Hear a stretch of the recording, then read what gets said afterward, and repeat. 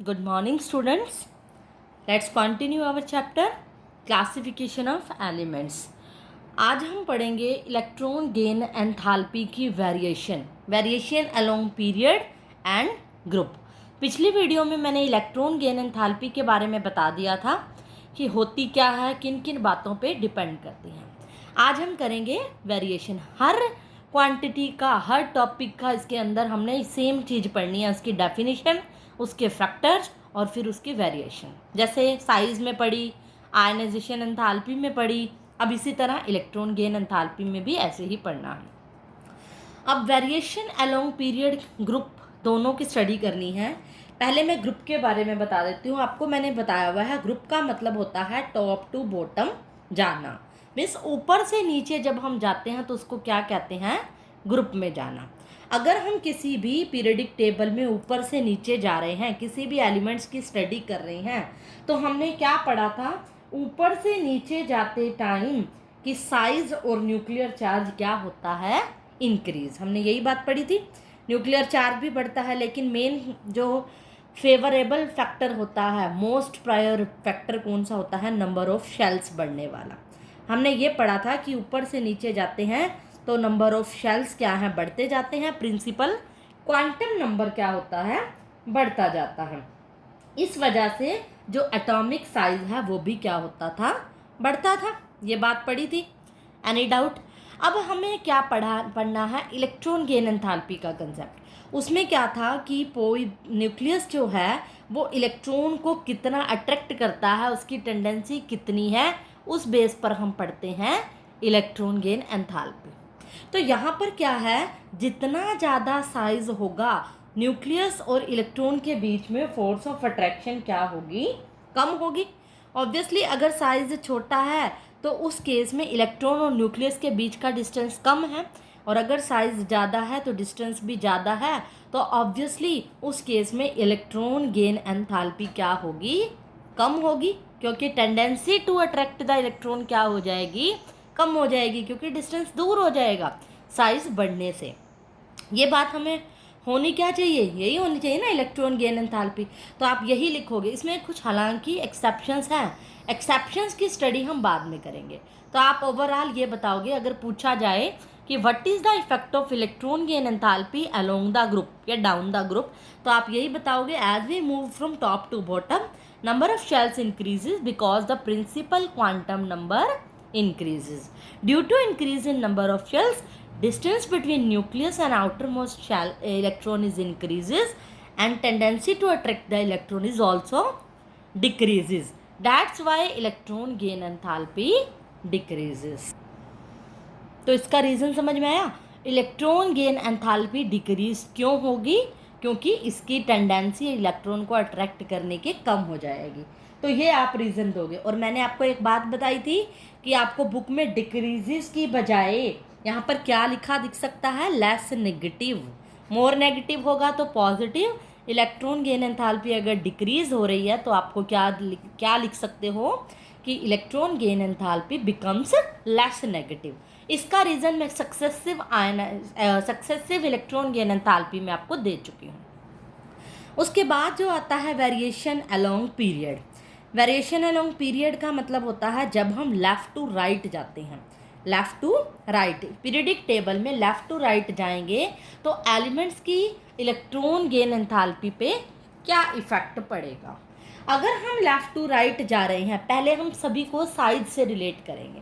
तो हमें पता है न्यूक्लियर चार्ज क्या होता है, बढ़ता है। साइज वाले फैक्टर पे आ जाओ। न्यूक्लियर चार्ज क्या होता था, बढ़ता था। मैंने कहा था कि न्यूक्लियस की जो पावर है, अट्रैक्शन पावर इलेक्ट्रॉन को खींचने की बढ़ गई है, क्योंकि इस टाइम पे ये वाला फैक्टर काम करता है अलोंग द पीरियड।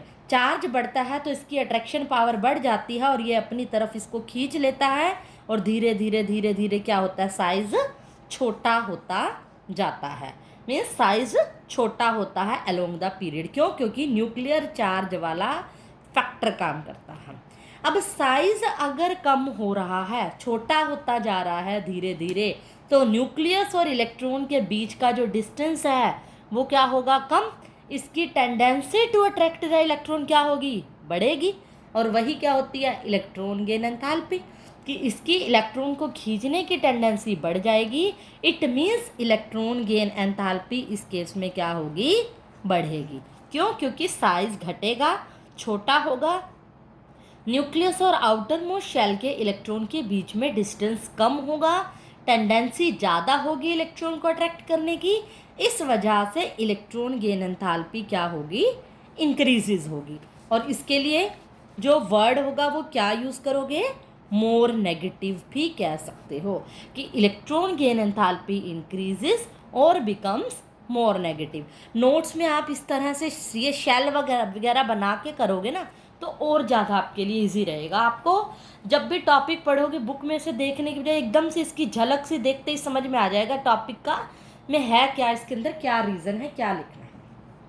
अगर क्वेश्चन आ जाए अलोंग द पीरियड और ग्रुप तो आप इस तरह से करोगे, बट टिल देन इसमें कुछ क्या है, एक्सेप्शंस। हमने तो ये बता दिया अलोंग द पीरियड और ग्रुप ऐसे ऐसे इलेक्ट्रॉन गेन एंथैल्पी घटनी या बढ़नी चाहिए, बट फिर भी इसके कुछ क्या हैं, एक्सेप्शंस हैं, जिनके ऊपर जैसे क्वेश्चन डायरेक्ट आता है मैं आपको बताती हूँ कैसे।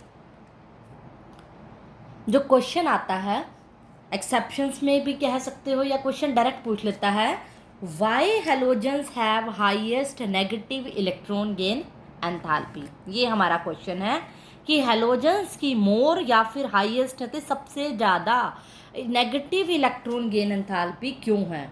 ये इम्पॉर्टेंट पॉइंट है इसके अंदर। क्यों है, हेलोजेंस क्या होते हैं, fluorine, chlorine, bromine, iodine, right. ये कहता है इनकी हाईएस्ट नेगेटिव का मतलब इंक्रीजेज, मोर नेगेटिव, और मैंने कहा है मोर नेगेटिव का मतलब इलेक्ट्रॉन गेन एंथैल्पी इंक्रीजेज, मतलब इनकी सबसे ज़्यादा इलेक्ट्रॉन गेन एंथैल्पी ज़्यादा नेगेटिव क्यों होती है और इंक्रीज क्यों होती है। अब पहले स्टार्ट करो, इसकी डेफिनेशन से आंसर निकालने की कोशिश करो। किसी की इलेक्ट्रॉन गेन एंथैल्पी ज़्यादा क्यों होगी, जब उसकी इलेक्ट्रॉन को खींचने की टेंडेंसी ज़्यादा होगी। अगर इसका मतलब क्या हुआ कि इनकी इलेक्ट्रॉन को खींचने की टेंडेंसी ज़्यादा है इसीलिए इलेक्ट्रॉन गेन एंथैल्पी ज़्यादा है ना, तो वो आप कंक्लूजन इस बात को कैसे प्रूव करोगे कि इसकी इलेक्ट्रॉन को खींचने की टेंडेंसी ज़्यादा है, ये कैसे पता चलता है आपको, ऑब्वियसली कॉन्फ़िगरेशन से पता चलता है। तो जब हम इस ग्रुप के जो एलिमेंट्स हैं, ये ग्रुप 17 के एलिमेंट्स होते हैं जिनको हम हेलोजेंस बोलते हैं, फ्लोरीन, क्लोरीन, ब्रोमीन, आयोडीन। जिसको नहीं पता वो मैं आपको बता देती हूँ पीरियडिक टेबल में, हालांकि मैं ऐसे लिख रही हूँ बट पीरियडिक टेबल में आपको ऐसे लिखे होंगे, अंडरस्टूड है, क्योंकि ग्रुप के एलिमेंट है फ्लोरीन, क्लोरीन, ब्रोमीन, आयोडीन, इनको बोलते हैं हेलोजेंस।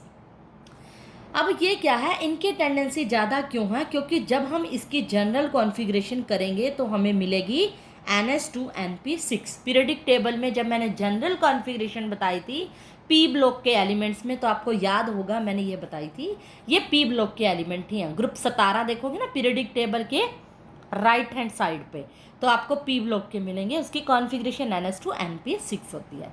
अब सॉरी NH2NP क्या होगी, 5 होगी, 6 नहीं होगी, 5 होगी। अगर इसके अंदर क्या है, हमें पता है लास्ट आउटर मोस्ट शेल में क्या है, इलेक्ट्रॉन NP5 है, और हमें पता है फुली फिल्ड कितने होते हैं, NP6 या फिर NP3 होते हैं। अब ये 3 से तो ज़्यादा है। अब क्या है, इसमें स्टेबल होने से एक इलेक्ट्रॉन की कमी है। अगर मैं इसको एक इलेक्ट्रॉन दे देती हूँ तो ये कॉन्फ़िगरेशन कैसी हो जाएगी, स्टेबल, ऑब्वियसली स्टेबल। तो ये वाले जो एलिमेंट होते हैं ये क्या होते हैं, एक इलेक्ट्रॉन के भूखे होते हैं। क्यों? क्योंकि ये अपनी कॉन्फ़िगरेशन को स्टेबल करना चाहते हैं, डिस्टर्ब होना नहीं चाहते। और कब हो जाएगी स्टेबल, जब ये इलेक्ट्रॉन ले लेंगे। इसका मतलब इनकी इच्छा होती है इलेक्ट्रॉन को लेने की। और मैंने आपको एक बात बताई थी कि इलेक्ट्रॉन गेन एंथैल्पी वही होती है जो बड़ी अपनी इच्छा से इलेक्ट्रॉन को ले लेता है, और उनकी इलेक्ट्रॉन गेन एंथैल्पी सक्सेसिव में ये बात बताई थी, जब अपनी मर्जी से इलेक्ट्रॉन ले लेता है, अपनी इच्छा से इलेक्ट्रॉन ले लेता है, उस टाइम पे जो एनर्जी रिलीज होती है that is electron gain enthalpy and which is more negative. याद है फर्स्ट इलेक्ट्रॉन गेन एंथैल्पी का जब मैंने कंसेप्ट बताया था सक्सेसिव में, मैंने कहा था पहला जो एटम है बड़ी इजीली इलेक्ट्रॉन लेना चाहता है, इसीलिए उस पर प्लस चार्ज आ जाता है, लेकिन बाद वाले नेगेटिव चार्ज आ जाता है, लेकिन इसके बाद इस पर नेगेटिव चार्ज आ जाता है, वो इलेक्ट्रॉन अपनी इच्छा से नहीं लेना चाहता, इसीलिए सक्सेसिव में इलेक्ट्रॉन गेन एंथैल्पी आगे वालों की सेकंड और थर्ड की क्या होती है, पॉजिटिव होती है, लेकिन फर्स्ट केस में अपनी इच्छा से इलेक्ट्रॉन लेता है तो मोर नेगेटिव होती है। यही हाल यहाँ पर हैलोजन्स का है। हैलोजन की जो कॉन्फ़िगरेशन है वो Np5 है। इसको स्टेबल होने के लिए सिर्फ एक इलेक्ट्रॉन की ज़रूरत है, इसीलिए बड़े खुशी खुशी इलेक्ट्रॉन ले लेता है, और लेते टाइम जो एनर्जी रिलीज होती है that is electron gain enthalpy becomes more negative, जिसको हम क्या कहते हैं, हाईएस्ट नेगेटिव। बहुत अच्छी सी खुशी से लेता है, अपनी बहुत अच्छी खुशी यानी मर्जी से लेता है। तो इसका रीज़न आई होप आपको मिल गया होगा। तो अल्टीमेटली आंसर कहाँ मिला आपको, इलेक्ट्रॉनिक कॉन्फ़िगरेशन में, राइट। इसी तरह से क्वेश्चन एक और आता है, इंपॉर्टेंट क्वेश्चन है, जो कि एक्सेप्शंस ही है एक तरह से, कि जो इलेक्ट्रॉन गेन एंथैल्पीज होती है जो नोबल गैसेस की क्या होती है, वो पॉजिटिव होती है। नोबल गैसेस की जो इलेक्ट्रॉन गेन एंथैल्पी है वो पॉजिटिव है, लेकिन while beryllium, magnesium, nitrogen and phosphorus की आर ऑलमोस्ट जीरो। ये क्वेश्चन आता है कि why the electron gain enthalpy of noble gases are positive and while that of these elements are zero. पहले आप इसका रीजन सोचो, बिल्कुल ऊपर वाले से अपोजिट है। अब नोबल गैसेस की कॉन्फ़िगरेशन सबको पता है, NH2Np6। ऑब्वियसली इसकी इलेक्ट्रॉनिक कॉन्फ़िगरेशन में छुपा आंसर NH2Np6, जो कि मैंने अभी बताया था स्टेबल होती है। अब जो स्टेबल है, क्या वो चाहेगा और इलेक्ट्रॉन ले लो? आपका पेट पहले ही भरा हुआ है, क्या आप चाहोगे आप खाना और खिला दूँ आपको? ठूसोगे आप? नहीं ना। तो यहाँ पर क्या है, इलेक्ट्रॉन की कॉन्फ़िगरेशन इन एलिमेंट्स की स्टेबल है, ये और इलेक्ट्रॉन नहीं लेना चाहता, इसीलिए इनकी क्या होती है, पॉजिटिव यानी डिक्रीज। नेगेटिव मैंने कब कहा था, जब इंक्रीज होती है, डिक्रीज हो रही है या ये नहीं चाहता क्योंकि इलेक्ट्रॉन लेना, इसीलिए इनकी इलेक्ट्रॉन गेन एंथैल्पी क्या होती है, पॉजिटिव। ये तो बड़ा इजीली मिल गया, उससे अपोजिट था। लेकिन अब क्वेश्चन ये है कि बेरिलियम की, Mg की, इन बेचारों की जीरो क्यों होती है? इन्होंने क्या बिगाड़ा है? कॉन्फ़िगरेशन से ही ढूंढो आंसर। अगर मैं बेरिलियम की कॉन्फ़िगरेशन करूंगी, बेरिलियम का एटॉमिक नंबर होता है 4, 1s2 2s2। मैग्नीशियम का एटॉमिक नंबर होता है 12, 1s2 2p 2s2 2p6 3s2। यानी कि हमें क्या मिल गया लास्ट में, NS2। इसी तरह नाइट्रोजन में भी देखेंगे हम, और फॉस्फोरस P में भी देखेंगे। पहले मैं बेरिलियम और मैग्नीशियम पे बता रही हूँ, जब हमने इसकी कॉन्फ़िगरेशन करी तो क्या आई, NS2, यानी कि स्टेबल थी, फुली फिल्ड था। इस टाइम पे क्या है, इनकी जो कॉन्फ़िगरेशन है वो स्टेबल है। स्टेबल होना यानी इलेक्ट्रॉन ये नहीं लेना चाहता, तो मतलब इलेक्ट्रॉन गेन एंथैल्पी डिक्रीज होगी। डिक्रीज को यहाँ हम कह देते हैं ज़ीरो। जब किसी की इच्छा ही नहीं है खाना खाने की, मैंने आपको कहा आपका पेट भरा हुआ अच्छे से, बिल्कुल कैपेसिटी नहीं है, मैं कहूँगी आप खाना कितनी रोटी और खाओगे, आप कहोगे जीरो, मेरी कोई कैपेसिटी नहीं है। इसका मतलब डिक्रीज होना, पॉजिटिव होना, ज़ीरो होना are almost same thing in case of electron gain enthalpy. तो बात क्लियर हुई। इसी तरह नाइट्रोजन और पोटाशियम के केस, फॉस्फोरस के केस में भी जब आप देखोगे, इनकी जो कॉन्फ़िगरेशन होती है वो हाफ फिल्ड होती है। नाइट्रोजन का एटॉमिक नंबर क्या होता है, 7 की कॉन्फ़िगरेशन करके देखो आप, 7 की करोगे तो 1s2 2s2 2p3, क्लियर, यही कॉन्फ़िगरेशन होगी। और 2p3 इज हाफ फिल्ड, और आपको पता है हाफ फिल्ड कॉन्फ़िगरेशन भी क्या होती है, स्टेबल। मिल गया आंसर। स्टेबल है तो इलेक्ट्रॉन नहीं लेना चाहेगा, तो इलेक्ट्रॉन गेन एंथैल्पी क्या होगी, डिक्रीजेस, यानी ऑलमोस्ट क्या होगी, ज़ीरो। उसको कोई भूख नहीं है इलेक्ट्रॉन की, उस टाइम पे ये पॉजिटिव में भी कह देता है और आंसर, और मोर नेगेटिव भी कह देता है, और ज़ीरो भी कह देता है। तो इसीलिए आपको कंफ्यूज होने की ज़रूरत नहीं है। यही पॉइंट इसके अंदर इम्पॉर्टेंट है, याद रखने वाले हैं। मोर नेगेटिव नहीं, लेस नेगेटिव कह सकते हो, क्योंकि इलेक्ट्रॉन गेन एंथैल्पी बिल्कुल कम है, तो लेस नेगेटिव। तो इस पॉइंट को आप ध्यान रखोगे कि अगर इलेक्ट्रॉन गेन एंथैल्पी क्या है, डिक्रीज हो रही है, या लेस नेगेटिव है, या ज़ीरो है, तो इसका मतलब इसके अंदर क्या है, सेम है। इसी तरह एक क्वेश्चन और आता है जो कि बड़ा ही इम्पॉर्टेंट है, 3 क्वेश्चन इसमें बड़े इंपॉर्टेंट बनते हैं जो मैंने आपको बताए हैं। एक क्वेश्चन पूछता है electron gain enthalpy of fluorine is unexpectedly less negative than that of chlorine. Less negative का मतलब डिक्रीजेस।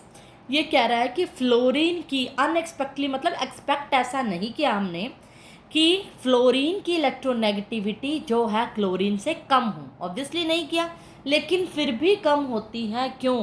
अभी मैंने बिल्कुल स्टार्टिंग में इस वीडियो के बताया था कि टॉप से बॉटम जब हम ग्रुप डाउन द ग्रुप जाते हैं, जैसे हेलोजन का एग्जांपल ले लें, डाउन द ग्रुप जाते हैं तो नंबर ऑफ शेल्स बढ़ते हैं, साइज बढ़ता है, इलेक्ट्रॉन को खींचने की टेंडेंसी कम होती थी और इलेक्ट्रॉन गेन एंथैल्पी अल्टीमेटली कम होती थी। यानी इसकी ज़्यादा होती थी फ्लोरीन की, इसकी और कम, इसकी कम, इसकी कम। इसका मतलब यही था ना, यानी कि डाउन द ग्रुप जाने पर ईजीई इलेक्ट्रॉन गेन एंथैल्पी डिक्रीज होती थी।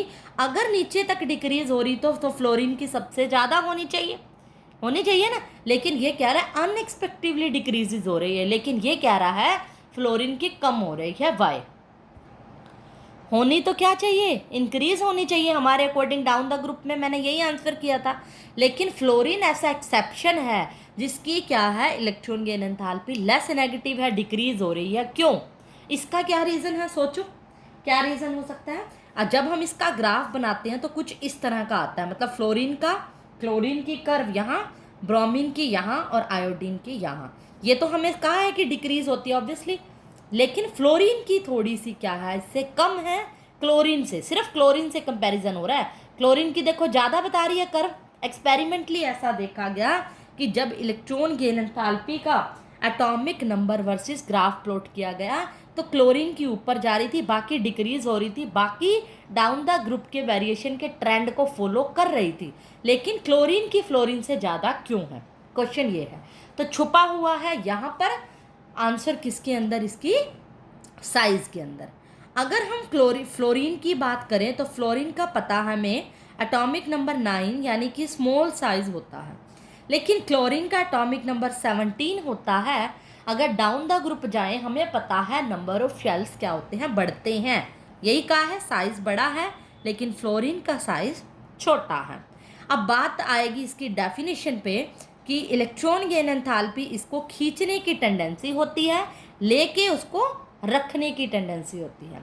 एक्चुअल में क्या होता है कि जो फ्लोरीन का साइज होता है वो बहुत छोटा होता है। इसके अंदर, इसके यहाँ पर जो इलेक्ट्रॉन होते हैं आउटर मोस्ट शेल में, ये इन इलेक्ट्रॉन्स के बीच में और जो बाहर से इसने इलेक्ट्रॉन लेने हैं उन इलेक्ट्रॉन्स के बीच में क्या होती है, रिपल्शन होनी शुरू हो जाती है। मतलब ये इजीली इलेक्ट्रॉन नहीं ले पाता, क्योंकि इसके जो आउटर मोस्ट शेल के इलेक्ट्रॉन होते हैं ये डिस्टर्ब करते हैं ड्यू टू स्मॉल साइज और रिपल करते हैं, बाहर वाले इलेक्ट्रॉन को ईजिली नहीं ले पाते, दूर फेंकते हैं। यानी कि इलेक्ट्रॉन को जो खुशी खुशी नहीं लेता उसकी इलेक्ट्रॉन गेन एंथैल्पी अभी बताया था क्या होती है, कम। खुशी से ले ले तो इलेक्ट्रॉन गेन एंथैल्पी क्या होती है, ज़्यादा। लेकिन क्लोरीन के केस में क्या होता है, ये जो आउटर मोस्ट शेल के इलेक्ट्रॉन हैं इसको बड़ी ईजिली से ले लेते हैं, क्योंकि इसकी पावर क्या है, ज़्यादा। ये तो पता ही हमें क्या है, साइज बड़ा है, tendency to attract the electron क्या है, वैसे क्या होती है डाउन द वर्ड डिक्रीज होती है, लेकिन इसके कंपैरेटिव में क्या होती है, इंक्रीज, क्योंकि इसके अंदर तो छोटा साइज होने से रिपल्शन हो जाती है। जब इसका आंसर मिल गया तो ऑब्वियसली इसका तो उल्टा ही लिखोगे ना, इसमें लिखे, इसको एक्सप्लेन करने की जरूरत ही नहीं है, सिर्फ इसका आंसर लिखोगे। लेकिन ये बड़ा साइज होने से इसके पास क्या होता है, स्पेस होता है, ये लेके अपने वैलेंस शेल में रख देता है। ये बात डिफरेंस समझो इस बात को कि इलेक्ट्रॉन गेन एंथैल्पी सिर्फ इलेक्ट्रॉन को अट्रैक्ट करने की ही नहीं है टेंडेंसी, लेके आउटर मोस्ट शेल में रखना भी होता है। क्योंकि यही थोड़ा सा डिफरेंस जो मैं अगली टर्म बताऊंगी, इलेक्ट्रोनेगेटिविटी, वहाँ जो डेफिनेशन होगी मिलती जुलती होगी। यहाँ मैं कह रही हूँ कि कोई भी एटम इलेक्ट्रॉन को लेता है और अपने वैलेंस शेल में लेकर रख भी लेता है, उस टाइम पे जो एनर्जी रिलीज हो रही है, मतलब उसकी ये भी कैपेसिटी होनी चाहिए लेके रखना है, सिर्फ खींचना नहीं है, अट्रैक्ट नहीं करना, दूर से देखते कुछ नहीं होता। ये क्या कहता है, लेके अपने वैलेंस शेल में जगह भी बनाता है और इसको रखता है। ये बात दिमाग में रखना, क्योंकि ये साइज बड़ा है, इसके पास बड़ा स्पेस है। किसी के घर बड़ा होगा तो घर में गेस्ट ज़्यादा आ पाएंगे, इसका घर बड़ा है, ये इलेक्ट्रॉन को लेके बड़ी ईजिली रख लेता है एज कंपेयर टू फ्लोरीन। इसीलिए क्या होता है, इसकी जो इलेक्ट्रॉन गेन एंथैल्पी है क्लोरीन की वो थोड़ी सी ज़्यादा होती है, लेकिन इसका साइज़ छोटा होने की, जैसे इसका घर छोटा है, ये दूर भेजता है, ये नहीं चाहता मेरे घर गेस्ट आए, इस वजह से इसकी इलेक्ट्रॉन्स के बीच में, बाहर वाले इलेक्ट्रॉन और इसके आउटर मोस्ट शेल के इलेक्ट्रॉन के बीच में रिपल्शन होती है, दूर जाते हैं, इसीलिए इलेक्ट्रॉन गेन एंथैल्पी क्या होती है इसकी, अनएक्सपेक्टेडली लेस नेगेटिव होती है। Is that clear? इसका मतलब ये नहीं है कि रीज़न बदल जाएगा कि डाउन द ग्रुप जाने में इलेक्ट्रॉन गेन एंथैल्पी डिक्रीज हो रही है, ऑब्वियसली डिक्रीज हो रही है, रीज़न वही लिखोगे, लेकिन कुछ एक्सेप्शंस होते हैं। अब ब्रोमीन और आयोडीन के केस में डिक्रीज ही होएगी, रीज़न वही रहेगा, साइज बढ़ना, नंबर ऑफ शेल्स बढ़ना, डिस्टेंस बढ़ना, इलेक्ट्रॉन खुशी खुशी ना लेना, टेंडेंसी कम होना, इसीलिए डिक्रीज होना। लेकिन कुछ एक्सेप्शंस कहाँ हैं, क्लोरीन और फ्लोरीन के केस में। और मैंने आपको बताया था इनऑर्गेनिक में एक्सेप्शंस के ऊपर कोई सवाल नहीं उठा सकता, बड़े बड़े साइंटिस्ट नहीं उठा सके। उन्होंने भी क्या किया, एक्सपेरिमेंट को देखा है और उसके ऊपर अपने कंक्लूजन देने शुरू किया। मजबूरी है, वो जो हो गया उसको नहीं बदला जा सकता, कहते हैं ना होनी को कोई नहीं टाल सकता। यहाँ भी होनी है, एक्सपेरिमेंट हो चुके हैं, उनके ऊपर हमने अपने आंसर देने हैं। तो आई होप ये आपको वीडियो समझ आ गई होगी। अगर आपको अगली लेक्चर को समझना है तो पहले इलेक्ट्रॉन गेन एंथैल्पी के कंसेप्ट अच्छे से क्लियर करने होंगे, इसके ऊपर कंसेप्चुअल क्वेश्चन आप ट्राई करके देखोगे। छोटे छोटे क्वेश्चंस पूछे जाते हैं, जैसे ऑक्सीजन और फ्लोरीन के ऊपर पूछ लेगा कि किस एलिमेंट्स की नेगेटिव मोर नेगेटिव है और किसकी ज़्यादा है, ये आपको रीज़न बताना है। अब आपको समझ आ जाएगा, कॉन्फ़िगरेशन से आंसर निकालोगे आप उसका, तो सभी कंसेप्चुअल क्वेश्चन आपको इससे क्लियर हो जाएंगे। तो दैट्स ऑल फॉर टुडे।